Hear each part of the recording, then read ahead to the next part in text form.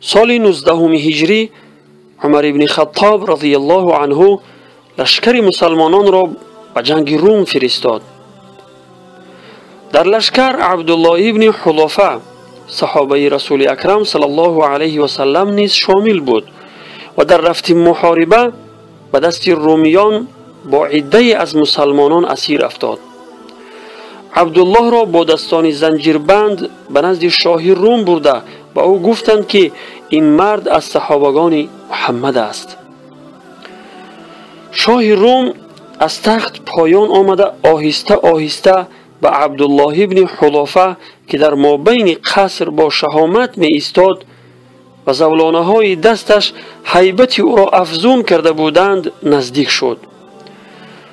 شاه با نگاه تیز خود سر تا پای اسیر را از نظر گذرانیده خیالش به مسلمانان که دنیای گذرا را حقیر می دانستند و به لذت و راحتی فریبای آن پشت گردانیده بودند بند گردید.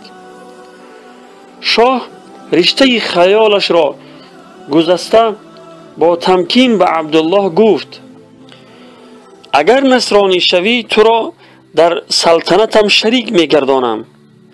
عبدالله ابن حذافه رضی الله عنه در جواب فرمود: اگر تمام ثروت و دولتی در اختیارت بوده را همراه تمام دارایی عربها به من داده طلب نمایی که یک لحظه از دین محمد صلی الله علیه و سلم برگردم قبول نخواهم کرد. شاه در غضب شده گفت: پس میکشمت. عبدالله رضی الله عنه گفت: اختیار داری.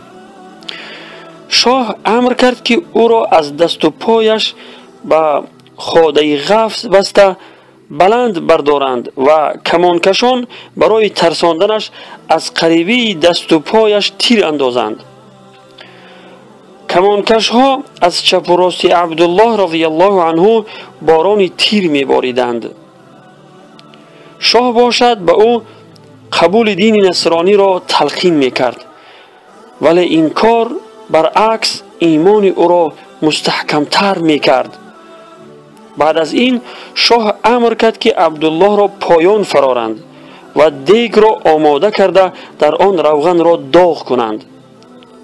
بعد از آن با امر شاه 2 نفر اسیر مسلمان را حاضر کرده یکی از آنها را در پیش چشم عبدالله ابن حذافه رضی الله عنه بر روغن داغ پرتافتند. از حرارت بلند گوشت بدن آن مظلوم ریخته استخوان‌هایش نمایان گردید، ولی این کار از پیشینه دیده سرپیچی عبدالله ابن حذافه رضی الله عنه را افزونتر کرد. شاه فرمان داد که عبدالله را نیز برده به آن دیگ پرتایند. وقتی که خادمان او را می بردند گریه کرد و آبهای دیده اش ریختند. این خبر را به شاه رسانیدند. شاه گمان کرد که او ترسیده است. از این رو خرسند شده امر کرد که عبدالله را بازگردانید. او را به نزد شاه حاضر کردند. شاه دوباره به او دینش را پیشنهاد کرد. عبدالله باز سرپیچی کرد. شاه با تعجب پرسید: پس سبب گریه چیست؟ عبدالله رضی الله عنه در جواب گفت: هنگامی که مرا به دیگ پرتافتنی شدید به خودم گفتم که این لحظه به دیگ پرتافته می شوم و تنها یک جانم از بدنم خارج می شود، ولی من خواهان آنم که به مقدار مویهای بدنم جانها داشته باشم و آنها را در راه خداوند فدا نمایم. شاه جواب مردی را که مرگ را حقیر کرده بود شنیده با تعجب سر جنباند و به او نزدیک شده پیچیر راست زنان گفت: اگر تو را آزاد کنم سری مرا بوسه میکنی؟ عبدالله رضی الله عنه با خوشنودی گفت: مرا و تمام مسلمانان اسیر را آزاد میکنی؟ شاه گفت: بله، تو را و تمام اسیران را. عبدالله رضی الله عنه با خود گفت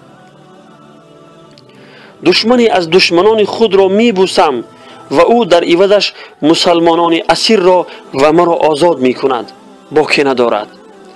عبدالله ابن حذافه رضی الله عنه شرط را اجرا کرد و شاه نیز در قولش صادق ماند و اسیران را آزاد کرد.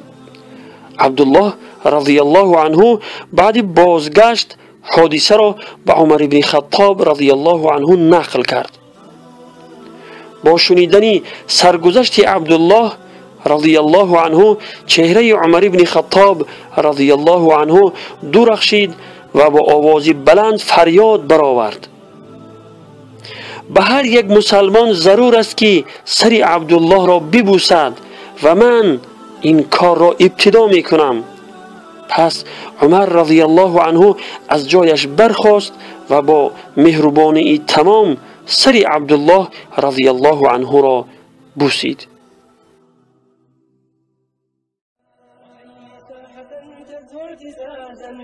وفرسانا بها متألقين فإن بساحة الهيجاء قوما بأرضية التقى متوشحين أتينا والنفوس بها صفاء فلا حقد بغيض يعترينا أتينا نبتني للدين صرحا وبالتكبير نصدح منشدين.